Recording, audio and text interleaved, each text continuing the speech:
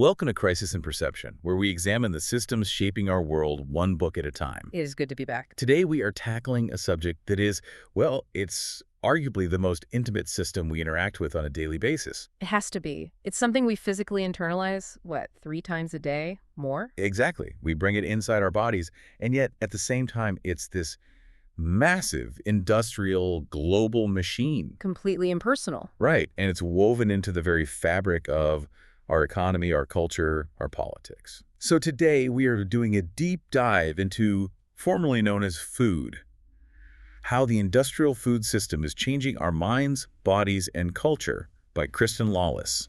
This is a heavy one, and I don't mean that just in terms of, the topic being weighty. Yeah. The systemic question this book forces you to ask is, well, it's undeniable, and honestly, it's a little bit terrifying. So what is that central question? It's really this. How did we get here? How did we reach a point where 70% of the population in the U.S. is overweight or obese? 70%. That number is just staggering every time I hear it. It's the supermajority.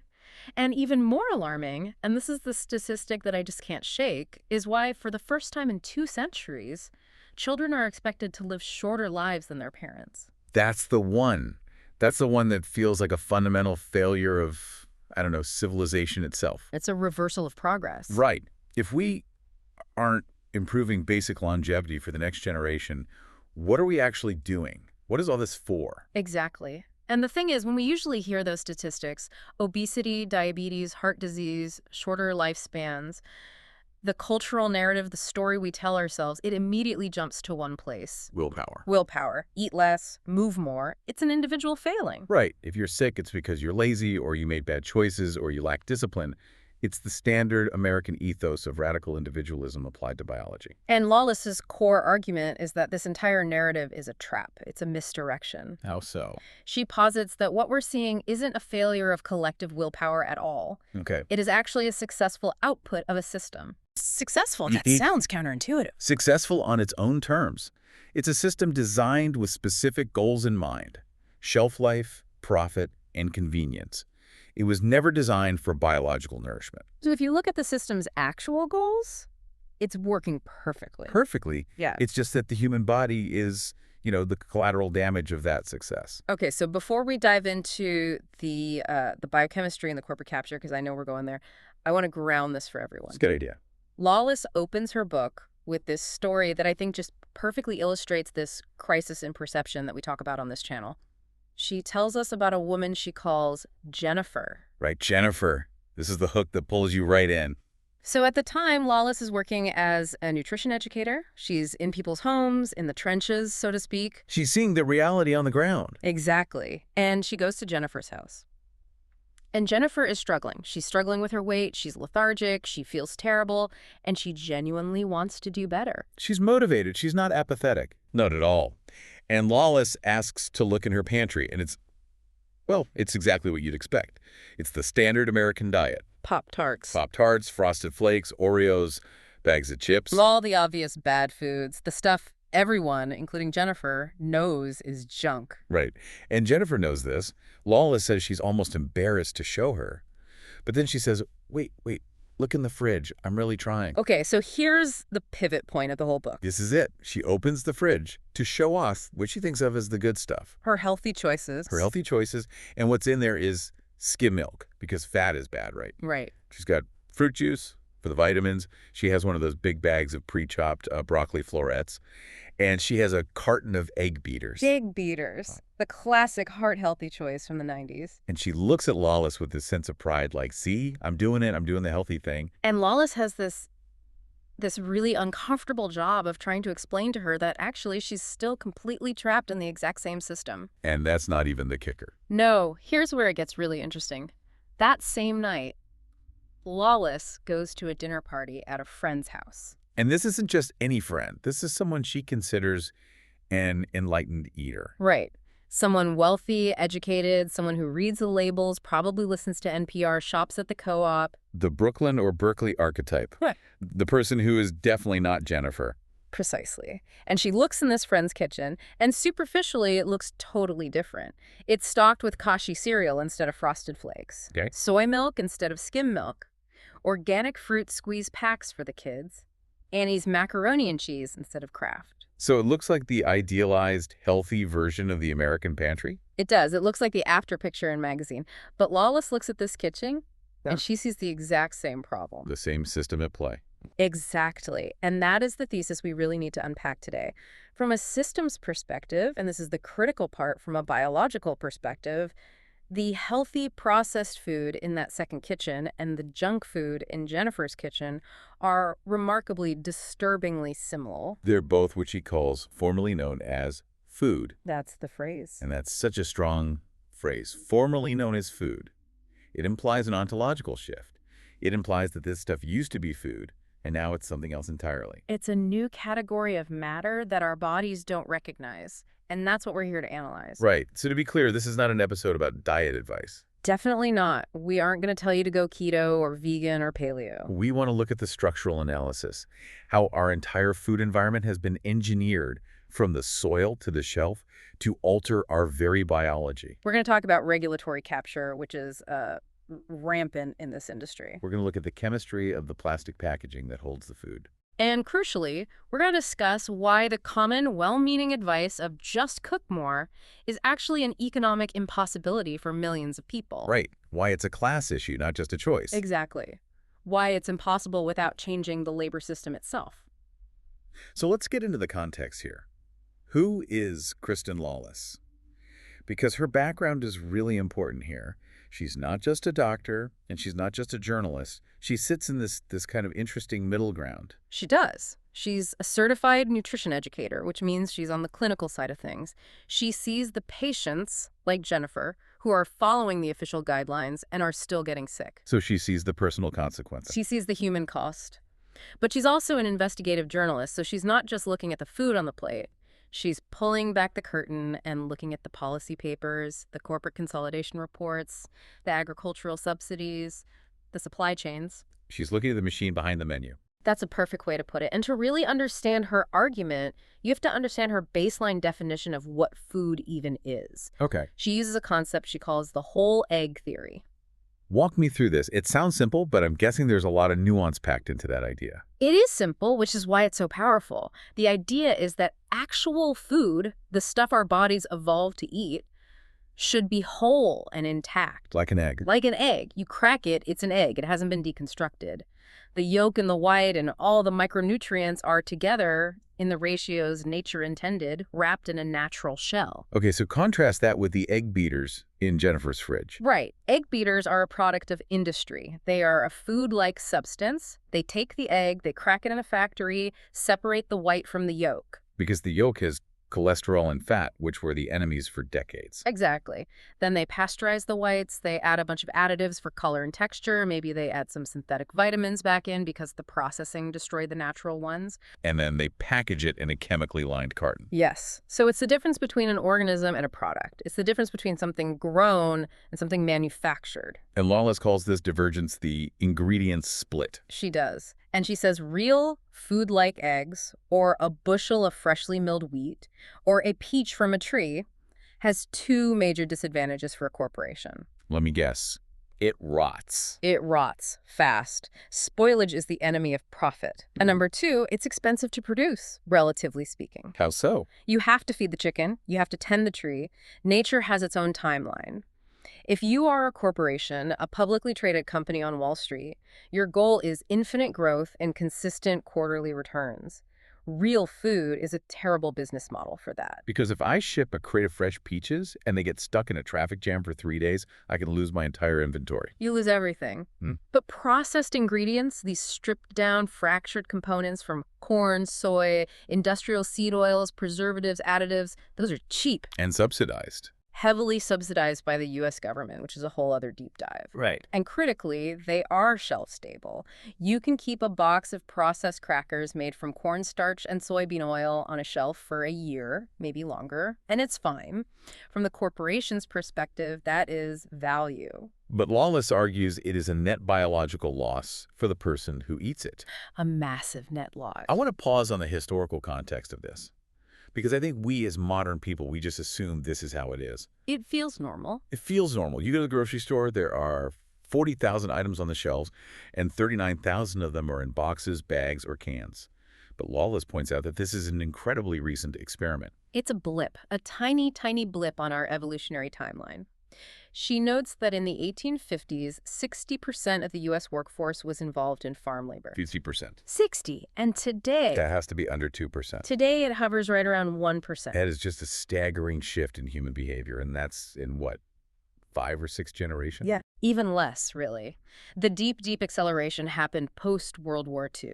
Lawless calls it a rupture in human history. For thousands and thousands of years, humans ate locally milled grains, animals raised on pasture, vegetables grown in complex soil. Our biology co-evolved to process that specific set of inputs. And then, suddenly, Then, in the span of maybe 2 generations, we completely shifted to a diet reliant on industrial processing, chemical agriculture, and global supply chains. we essentially outsourced our digestion to factories. That's a great way to put it. And in doing so, we all became test subjects. Lawless argues, very convincingly, that we are currently living through a massive, uncontrolled experiment on the human species. An experiment with no control group. No control group. We changed the input fuel for the human machine entirely, replacing these complex biological structures with a simplified chemical slurry. And now we're standing around surprised that the machine is breaking down. Okay, so let's get into the gears of that machine. This is the core systems analysis part of our dive. If the system isn't designed for nourishment, you said it's designed for profit. But how does that actually work mechanically? I really want to understand the alchemy of it. How do you turn a 5-cent cob of corn into a $2 snack bar? It's all about value-added processing. Let's stick with corn because it's the perfect example. If I'm a farmer in Iowa and I sell you a bushel of corn, I make pennies. Right, it's a commodity. It's a commodity. The price is set by the global market. I have zero power, zero pricing power. Right. But if I am a massive food conglomerate, a General Mills or a Kellogg's or a PepsiCo, I buy that incredibly cheap, subsidized corn, and then the magic happens. I don't sell the corn, I strip it. I fracture it, I hydrolyze the starch into high fructose corn syrup. Okay, so that's the sweetener. That's the sweetener. Then I extract the corn oil, I take the leftover mash, and I turn it into animal feed to create cheap meat. So now, from one plant, I have 3 or 4 separate profitable ingredient streams. And none of them are really corn anymore. Not in any biological sense. And then I take that syrup and that oil, I mix it with some soy protein isolate, another cheap commodity. I add some artificial blueberry flavor, some red dye number 40, I bake it into a bar, wrap it in shiny plastic, and I call it a superfruit breakfast bar. And you sell it for $2 a bar. And the raw ingredients probably cost me 5 cents. That massive spread, the difference between the raw commodity and the processed product, that is the entire business model of the modern food industry. So that's why they cannot sell you whole food. They can't. There's no margin in an apple. There is virtually infinite margin in an apple-flavored fruit roll-up. But to sell us the sludge, to get Jennifer to not just buy the egg beaters and the Pop-Tarts, but to believe they are good for her, they need a narrative. They need a story. They can't just say, eat this, it's cheap for us to make. They have to tell us it's good for us. And that is where nutritionism comes in. This is a term I've heard before, but define it for me in Lawless's context. How does she see it? Nutritionism is the ideology that you can understand a food by breaking it down into its individual nutrient parts. Okay. So food isn't food anymore. It's just a delivery vehicle for specific chemicals that we've deemed good or bad. An orange isn't a fruit. It's a delivery system for vitamin C. Meat isn't an animal. It's a delivery system for protein. Fat is bad. Fiber is good.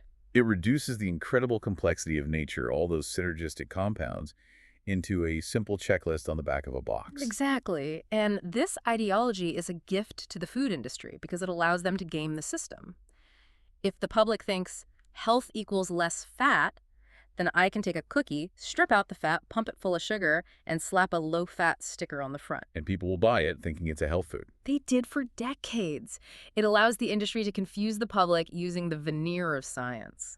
And Lawless uses a really specific, damning historical example to show how dangerous this way of thinking is.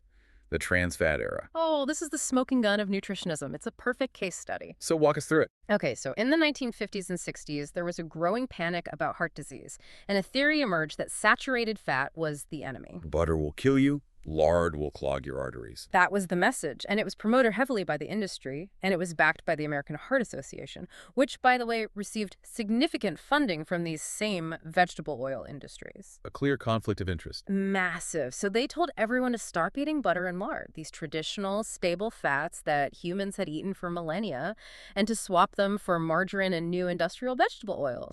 Crisco, margarine, soybean oil, a canola oil, all highly industrial products. And to make a liquid vegetable oil solid like butter, you have to blast it with hydrogen gas in a process called hydrogenation. And this creates partially hydrogenated oil, trans fats. It creates trans fats, a form of fat that basically does not exist in nature. So we listened. I mean, my grandmother's kitchen was full of those tubs of margarine. Everyone listened. Doctors told their patients to switch. The government guidelines promoted it. Americans ended up consuming, I think the number is 1,000 times more soybean oil than they did in 1909. 1,000 times more. And what was the result of this grand experiment? Did heart disease vanish? No. It skyrocketed. It got worse. It got much, much worse because we later found out that trans fats are one of the most toxic things we have ever introduced into the food supply. They are massively inflammatory. They damage the lining of your blood vessels. They cause heart disease. So the heart-healthy replacement for butter was actually causing heart attacks. Precisely. But for decades, the smart people, the doctors, the public health officials were all telling us that eating this industrial sludge was the enlightened scientific choice. That's the part that just rattles me. It wasn't just slick advertising. It was the institutional authority. The people in white coats were telling us to do the thing that was actively killing us. Because the institutional authority was reading the research that was funded and shaped by the industry. It's a closed information loop. And Lawless argues we're doing the exact same thing today, just with different ingredients and different nutrients in the spotlight. Which brings us to the other major pillar of the industry's defense, the calorie myth. Ah, yes. A calorie is a calorie. The industry loves this one. They love to say, look, if you're gaining weight, it's not our high fructose corn syrup. It's not our additives. It's simple physics. You just ate too many calories. Energy in, energy out. It's the first law of thermodynamics. It sounds so simple, so scientific, so irrefutable. Excuse physics, right? Except the human body is not a steam engine. It's not a simple furnace. It is a deeply complex, self-regulating hormonal ecosystem. Okay. And Lawless argues, and modern endocrinology overwhelmingly supports this, that a calorie is not just a unit of energy, it is a unit of information. Explain that. A unit of information, what does that mean? When you eat food, it doesn't just provide fuel, it triggers a whole cascade of hormones. Insulin, leptin, ghrelin, cortisol. These hormones are chemical messengers that tell your body what to do with that energy. So do I burn it now? Do I store it as fat for later? Do I use it to build muscle? Exactly. The food is giving instructions to your metabolism. So 100 calories of broccoli sends a completely different set of instructions to the body than 100 calories of soda. Radically different. It's not even in the same ballpark. The 100 calories of soda is mainly fructose, which spikes your blood sugar, which then causes a massive spike in the hormone insulin. And what does insulin do? Insulin's primary job is to get sugar out of the blood, and its main instruction to your fat cells is open the doors, store everything you can, and do not let any energy out. It literally locks energy inside your fat tissue. So it promotes fat storage. It's the fat storage hormone, and at the same time, that flood of sugar and insulin blocks the signal to your brain from the satiety hormone, leptin, that says, I'm full. So you drink the soda, your body immediately stores it as fat, and 5 minutes later, your brain is screaming that you're still hungry. You are hungrier than when you started. It's a vicious cycle. Whereas the broccoli, or even better, a 100-calorie egg with its fat and protein triggers satiety hormones like PYY and CCK, you eat it, and your body gets a clear signal that says, okay, nutritional needs met, we're good, stop eating. The industrial food is engineered to bypass that stop signal. It is designed with billions of dollars in R&D to be hyper-palatable and unsatiating. So when the industry says it's about personal responsibility and energy balance, They are, in effect, gaslighting us. It's a perfect description. They are hacking our biological operating system and then blaming us for the computer crash. And it gets even worse when you introduce what Lawless calls EDCs. Oh, yes, the EDCs, endocrine-disrupting chemicals. This is a whole other layer of complexity. These are chemicals found in everything from pesticides on our crops to plastics in our packaging to preservatives in the food itself. And they have a really insidious property. They look like our own hormones to our cells. They can mimic estrogen or testosterone or thyroid hormone. They're imposters. So they can hijack our body's communication system. They can. So you might be eating a low-calorie snack, but the plastic lining of the package is leaching a chemical into that snack that tells your body, become fat. Wait, the chemical itself is obesogenic. It causes obesity. Yes. There's a class of these chemicals now officially called obesogens. There are chemicals that have been shown in lab studies to literally trigger stem cells to differentiate into fat cells instead of bone cells. So you can't diet your way out of a chemical exposure that is reprogramming your cellular development from the ground up. You cannot. And this is why the calorie is a calorie argument is not just wrong, it's dangerously misleading. Okay, hold on. This is the part of the conversation where the skeptical listener, and I'm one of them, says, okay, this is terrifying.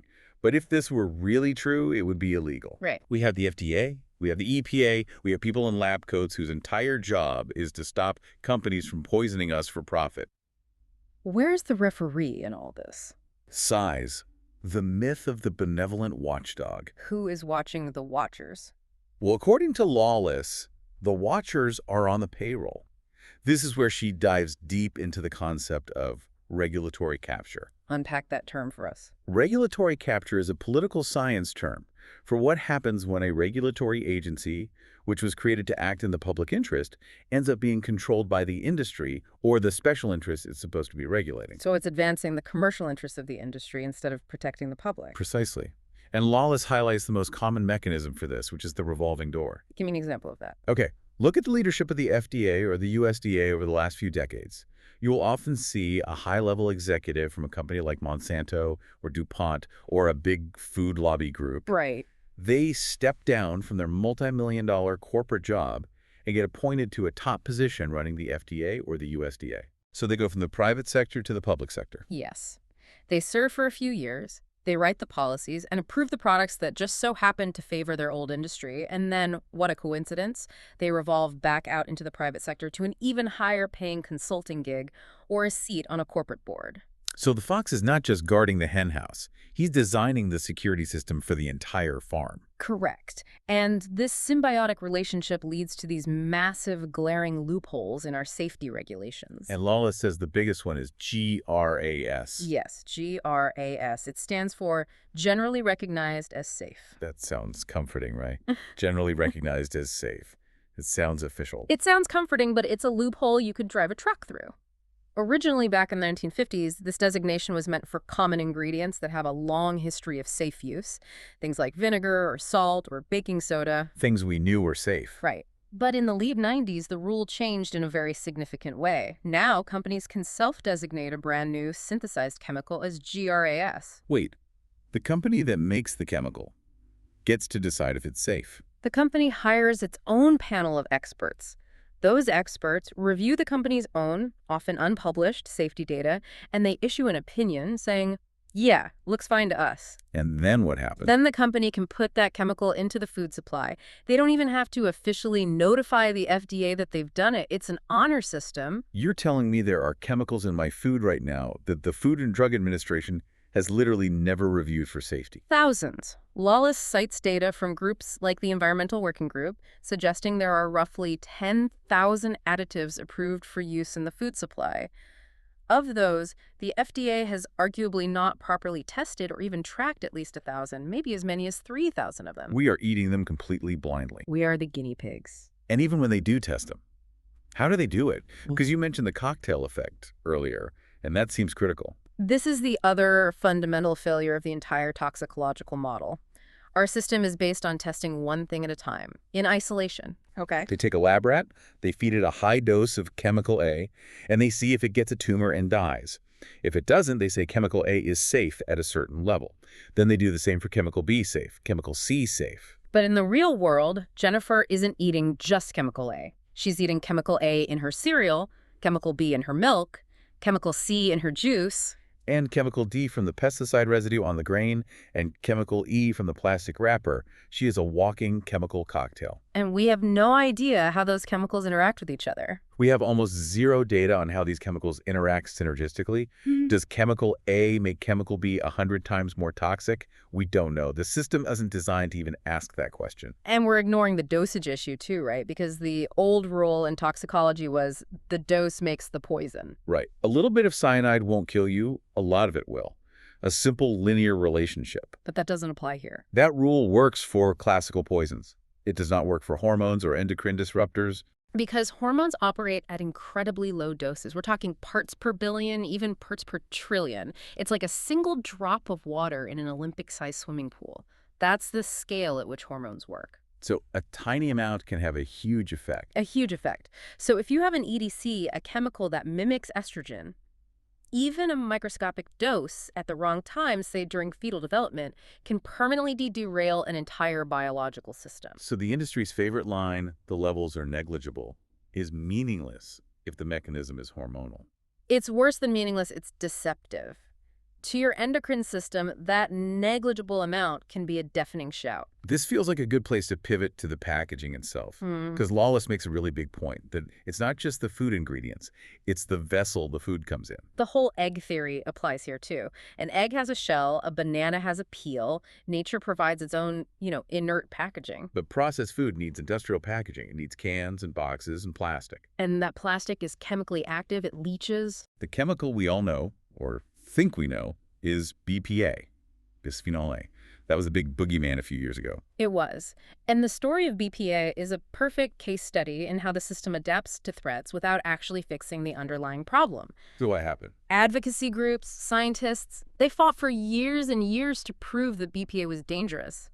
And it is. It's a powerful estrogen mimicker. It's linked to reproductive issues. Cancer, obesity, behavioral problems in kids are a really nasty actor. So we won, right? The public won. Oh. We got BPA-free water bottles and baby bottles. I see that sticker everywhere I go. We won the battle of the label, but we lost the war of the chemistry.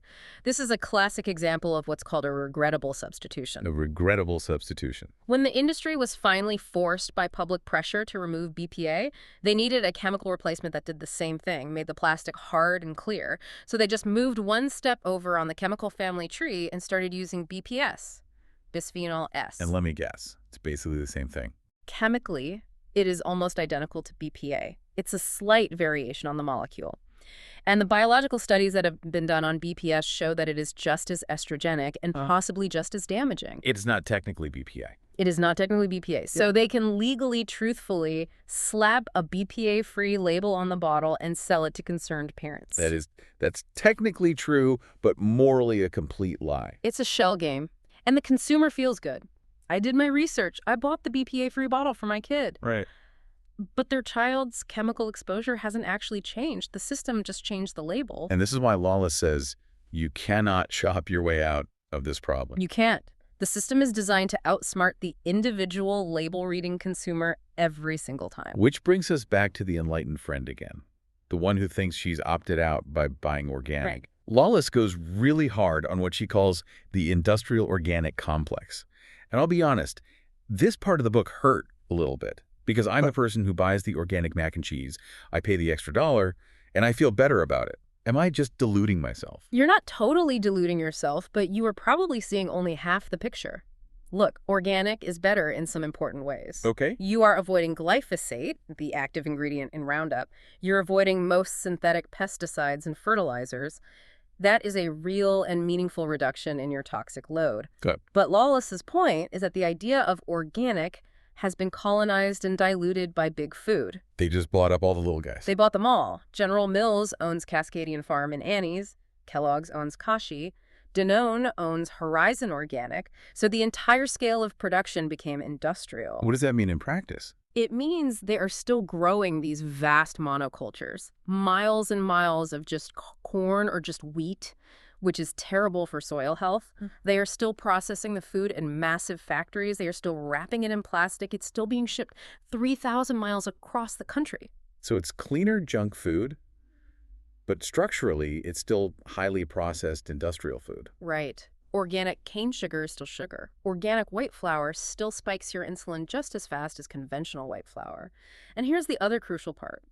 Because of decades of soil depletion from industrial farming methods, even organic industrial farming, the nutrient density of our food has plummeted. So the food itself is less nutritious than it used to be. Way less. An organic apple you buy today has significantly fewer minerals and vitamins than a conventional apple from 1940. Because we bred them to look pretty and be sugary and travel well, not to be packed with nutrients. We bred them for durability and sugar content, the two things that matter for profit. We didn't breed them for magnesium or zinc or iron. So we're eating what some scientists call hollow food, high in calories, low in actual nutrition. So Lawless makes this distinction between the supermarket organic that we all buy, Right. and what she calls beyond organic. Beyond organic is her term for the gold standard. This is what you were probably picturing when you thought of organic. It's regenerative agriculture. Small farms, high biodiversity, animals integrated with crops, cover cropping, actively building soil health. This is food that is actually alive and nutrient dense. And this is the big but. But try finding that at a Kroger in suburban Ohio on a Tuesday night when you get off work. It's inaccessible, it doesn't scale. It's expensive, it's rare, and it requires a completely different decentralized supply chain. And this is where the class issue becomes so unavoidable. If the only truly safe and nourishing food is this beyond organic food that costs $12 for a dozen eggs and you have to drive an hour out to a farm to get it, then health becomes a luxury good. It's a status symbol, not a human right. and that is a fundamentally unjust system. And that leads us directly into the biological consequences of this inequality. Oh. I want to spend some time on the microbiome. Because if the chemical stuff is the poison we're adding, the microbiome seems to be the vital organ that we're destroying. We are, without exaggeration, witnessing an extinction event inside our own bodies. Explain that phrase, extinction event. That's incredibly strong language. Think of your gut, your large intestine, as a rainforest. It should be this incredibly diverse, teeming ecosystem with thousands of different species of bacteria, fungi, and viruses. And these bacteria aren't just passive writers. Not at all. They are an active organ. They are your immune system, about 70% of it. They produce neurotransmitters like serotonin that regulate your mood. They digest your food. They regulate your metabolism. They are us. And the modern industrial diet is basically like clear-cutting that rainforest. It's napalm. The emulsifiers in processed food things like polysorbate 80 that keep your ice cream smooth and your bread soft, they act like detergent, and they strip the protective mucus lining of the gut. Yeah. The sheer lack of fiber in our diet starves the good bacteria to death. They literally have nothing to eat. The antibiotics in the conventionally raised meat kill them off indiscriminately. So we're just wiping out whole species within ourselves. We are. And Lawless brings up this incredible comparative data. She compares our depleted Western microbiomes to those of the Hadza people in Tanzania. They're one of the last remaining hunter-gatherer groups on Earth. Right. Researchers went and analyzed their gut flora. The diversity is off the charts. It's like a pristine ancient forest compared to our paved-over parking lot. And guess what? Let me guess. They don't have our diseases. They don't have Crohn's disease. They don't have ulcerative colitis. They don't have type 2 diabetes. They don't have peanut allergies or autoimmune conditions. These diseases of civilization are almost non-existent for them. And we are riddled with them. We are plagued by them. And the scariest part, the truly terrifying part, is that we are passing this depleted, damaged microbiome down to our children. Tends to have it. A mother passes her microbiome to her child during a vaginal birth and through breastfeeding. It's the initial seeding of that baby's ecosystem.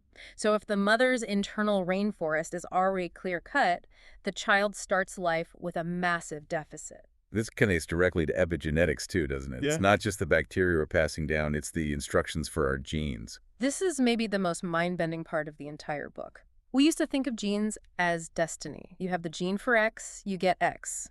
The end. It was a fixed blueprint. A fixed blueprint.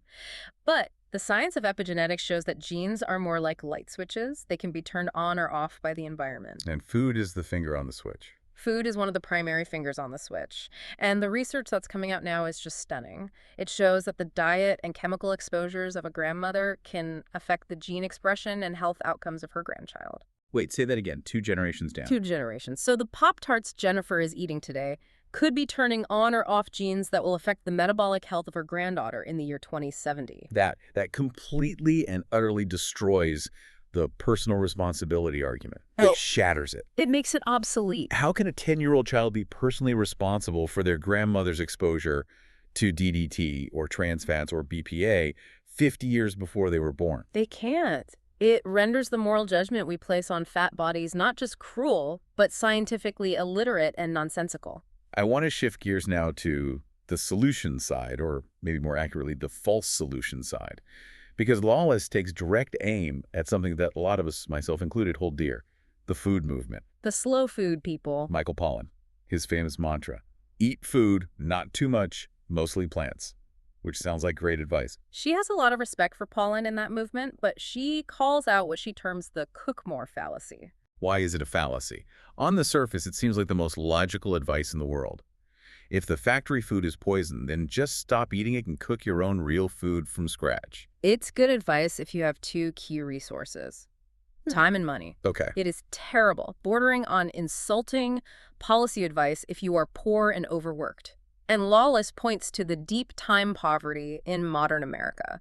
We work longer hours for lower wages than almost any other industrialized nation. And we have fewer social supports. So to tell a single mom who works 2 jobs, takes 2 buses to get to each one, and has an hour commute each way, Right. that the solution to her health problems is that she needs to go home, soak beans for 12 hours, bake her own sourdough bread, and roast a chicken. No way. It's completely detached from reality. It's structurally impossible for her. It's a fantasy, and the data bears this out. Americans spend, on average, just 30 minutes a day on food preparation and cleanup. Total. 30 minutes, that's it. That's it. You cannot participate in the slow food revolution in 30 minutes a day. And there's a really important gendered aspect here, too. Historically, who did that unpaid labor of cooking for 4 hours a day? Women.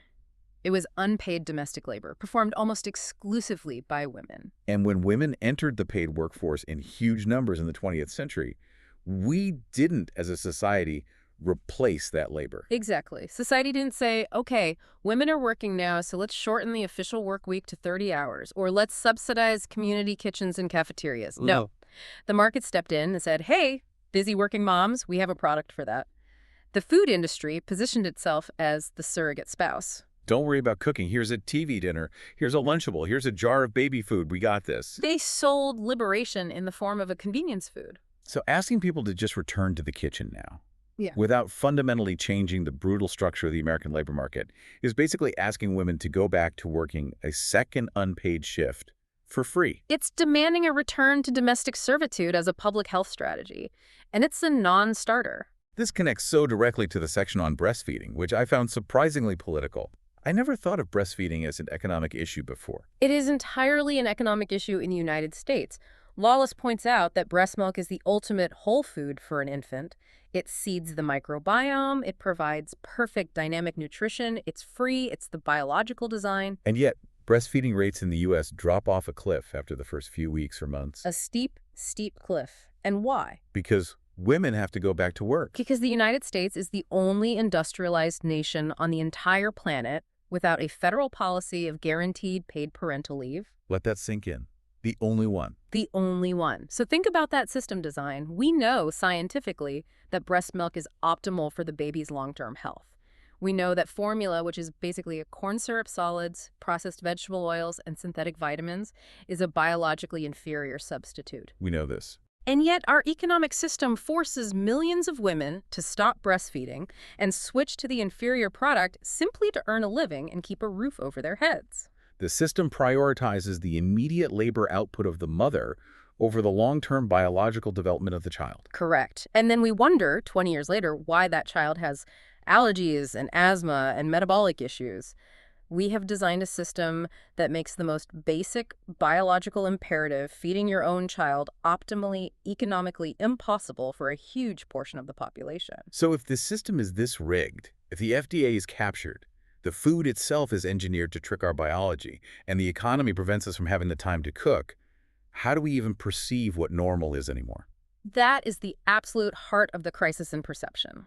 We have normalized the profoundly abnormal. What do you mean? We walk into a supermarket and we see these towering aisles of colorful boxes and shiny bags, and our brains perceive abundance. We perceive choice. Look at all these options. 50 different kinds of cereal. But as Lawless points out, it's an illusion of choice. It's 50 variations of the same handful of cheap commodities. Corn, soy, wheat, and sugar. It's not biodiversity, it's brand diversity. And we have come to accept that food is something that comes from a factory in a package. We have accepted that a meal can be a slurry of chemicals heated in a plastic tray in a microwave. We've completely lost the baseline of what food is. The baseline has shifted. It has, and because that baseline has shifted, we displace the blame for the consequences. We blame the victim. If you are sick, it's your fault. If you are poor and you live in a food desert, a neighborhood where literally no fresh food exists for miles, we still have the audacity to say, well, you should have made better choices. But Lawless is arguing that for so many people, meaningful choice is the ultimate illusion here. It is. Even the wealthy, enlightened friend is still being poisoned by the chemicals in the water and the packaging. Even the doctor treating the sick patient is poisoned by the bad, industry-funded education they received in medical school. I've heard this before, that nutrition is barely taught to doctors. It's a footnote. It's something like less than 20 hours in 4 years of medical school. That's shocking. It's negligible. And often, the educational materials they do get are sponsored by the food and pharmaceutical industries. So doctors end up repeating the old low-fat dogma, or they push processed meal replacements because that's what they were told is science. They're trapped in the same broken information ecosystem as the rest of us. So we're coming to the end of our deep dive here. And usually this is the point where we want to wrap up with some actionable takeaways. Go buy this, do that. Right. But Lawless makes it painfully clear throughout the book. We cannot simply shop our way out of this problem. No. You cannot buy a better world at the checkout counter of Whole Foods. That's a consumerist solution to a deep structural problem. It's like trying to fix a contaminated municipal water supply by telling everyone to just buy their own bottled water. It doesn't fix the source of the problem. It just creates a tiered system where the rich can buy their way out of the poison for a little while. So what is the conclusion then? If individual action isn't enough, how do we reframe this entire issue? We have to stop viewing food as a consumer good, like a television or a pair of sneakers. We need to start viewing it as critical public infrastructure. Like roads, like the water system, like the power grid. Exactly. We wouldn't accept a for-profit water system that knowingly poisoned half the population because it was cheaper. Well, Flint, Michigan aside, generally we don't accept that as the norm. We view access to clean water as a basic human right. We need to start viewing access to real, nourishing food as a right. And that means the government has to step in and actually regulate. It means we need profound structural changes. At the regulatory level, we need to adopt the precautionary principle. Explain that one more time. What does it mean in practice? In practice, it means a company has to prove a new chemical is safe before it's allowed in the food supply. The burden of proof needs to shift from the public having to prove harm to the corporation having to prove safety. So guilty until proven innocent for chemicals. Essentially, yes. And on the labor side of the equation. We need massive economic support for citizens, living wages, paid parental leave, a shorter work week. You simply cannot have a slow food culture with a fast money economy. People need the time and the economic bandwidth to care for their own biology. And we need to fundamentally revalue the labor itself. Absolutely. Farming and cooking are the two most essential jobs for the survival of the human species. Literally, we die without them, and yet they are consistently among the lowest paid and least respected jobs in our society. That entire value system is completely upside down. I want to leave our listeners with one final thought to mull over. We've talked about the past, this rupture from our agricultural history. We've talked about the present, the epidemic of chronic disease, obesity, depression. But what about the future? Where is this all heading? That's the most provocative question that Lawless leaves us with, at least implicitly. If we continue on this current path, are we still going to be fully human? Whoa, unpack that. That sounds like something out of a science fiction movie. Does it? Or is it just the logical conclusion of the evidence? Think about it. If our microbiome, which is an essential part of our biology, our second genome, is largely extinct, if our hormones, our ancient internal signaling system, are no longer being driven by biological cues from nature, but by synthetic chemicals from factories, if our very gene expression is being permanently altered by industrial inputs? We are fundamentally drifting away from our evolutionary baseline. We are effectively terraforming our own bodies. We are terraforming our internal biology to make it more compatible with an industrial for-profit model. And the ultimate question is, can a biological organism survive long-term in a synthetic environment that was designed solely for profit? Or are we, in our pursuit of cheap convenience, designing our own obsolescence? That is a very heavy thought to hold. Yeah. We are becoming the product that our own system consumes. It's the only question that matters in the long run. If we don't save the biology, the economy that's destroying it doesn't matter much anyway. This deep dive was based on formerly known as Food by Kristin Lawless. A truly crucial read for our time. This project is free and publicly accessible. If you'd like to support the time, tools, and research behind Crisis in Perception, you can become a supporter on Patreon. For a shorter visual overview of this topic, see the mini explainer linked in the description. If you enjoy this kind of systems-level analysis, please like, subscribe, and comment with books or topics you'd like us to explore next. We'll see you in the next deep dive. Take care.